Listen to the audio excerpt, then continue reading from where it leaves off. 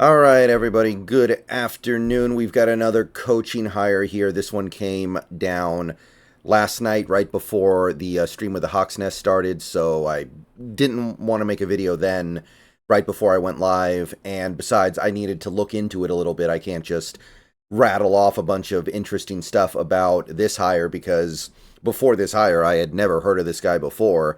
And I imagine very few people had heard of this guy before because he's not the Mack Brown that you have heard of before. There is a Mack Brown that most people have probably heard of before.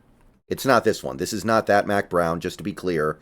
But the Seahawks have their tight end coach, and it is a former Jets offensive assistant.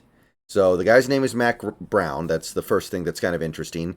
But unlike that Mack Brown, this one, there's not a ton of stuff in his ledger that we can go over, and there's also not a lot that we can point to and feel really strongly about.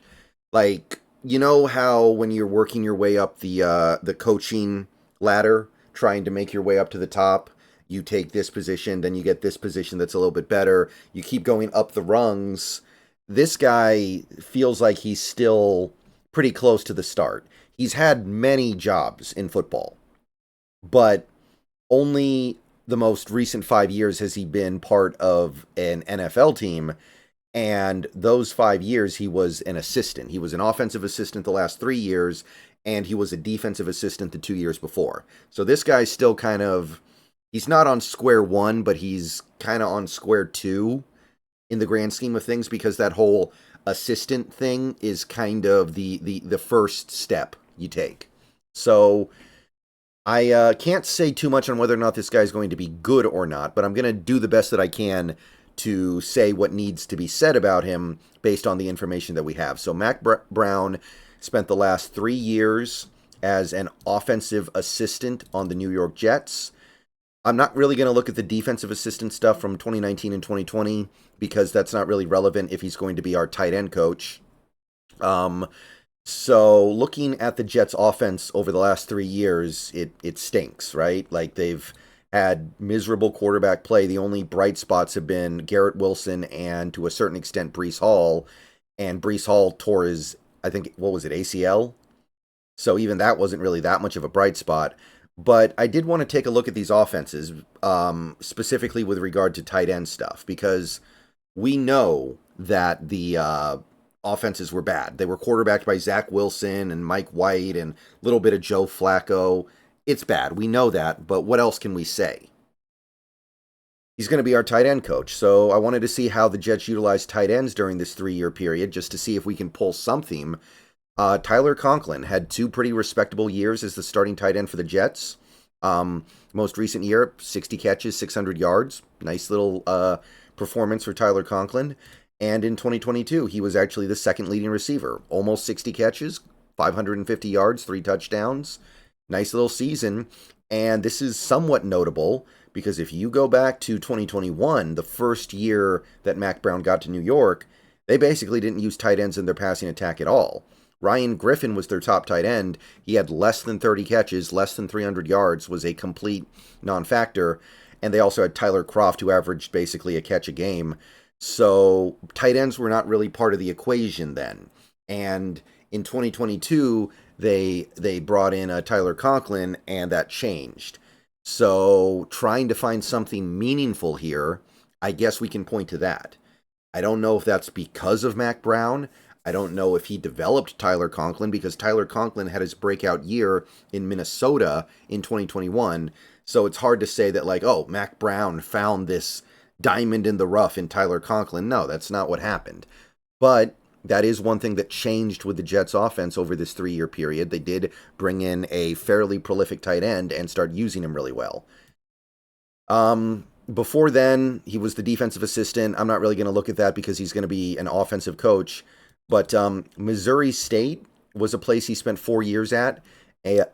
Excuse me. Disgusting. Sorry. He spent 4 years there. They're obviously a very small school. I think they're the Tigers.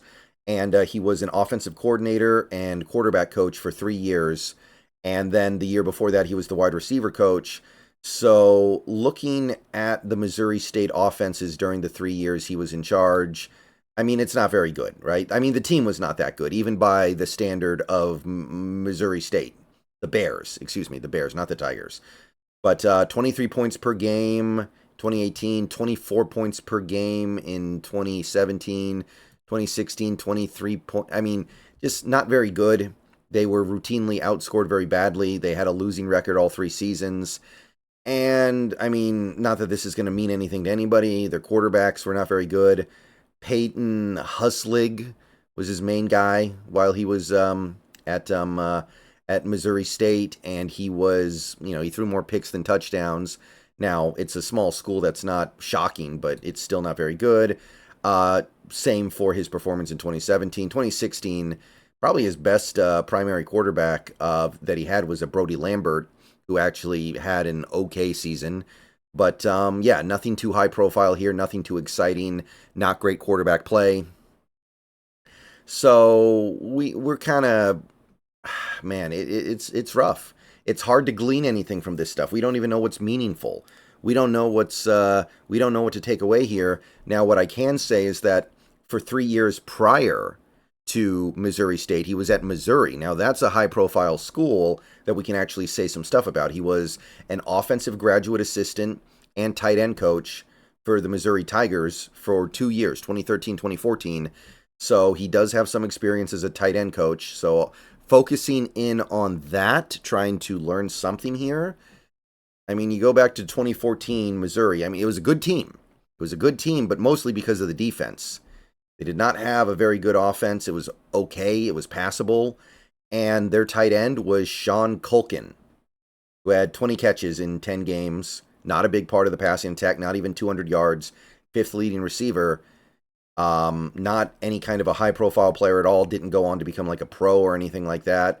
2013, probably even more so, right? Because the lead tight end on the 2013 Missouri Tigers was Eric Waters, who had 8 catches all season. That was their top tight end. Yeah, they had 8 players on this team who were not tight ends who had more receptions than their lead tight end. Eric Waters, I mean, he was never much of anything. He had a career year in 2013 with those 8 catches. So tight end's not a big part of the passing attack in Missouri either. So that's really about it, right? Like the year before that, he was a quality control graduate assistant, which, I mean, that sounds like a made-up title because they didn't really know what title to give him. And before then, he was in high school and William Jewell College. Don't even ask me to try to find stuff about William Jewell College. And then before then, he was a quarterback playing at Colorado and then Baker University. So, yeah, this one, kind of a tough nut to crack. I don't know what this stuff really means. I can't really point to anything and say, like, yeah, that's a really good result. The closest thing you have is these last 2 years with the Jets, where the offense still sucked, but I guess you could say they started using tight ends more. But that is very thin, and it's only something I'm featuring in this video because there's nothing else to feature, right? Like, the offense was bad and the quarterback play was bad at Missouri State for 3 years, and tight ends were a complete non-factor for the Missouri Tigers the 2 years he was there. So he's another coach to fill out the list, and we are going to go ahead and throw him on there now. And look, tight end coaches, typically, they're guys who are starting at the very beginning, right? You're not expecting your tight end coach to be some incredible prospect. But hard to know until we actually see him in action.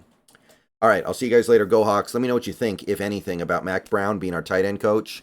I looked up what I could, but this one, I think we're just going to have to say, okay, on to the next one.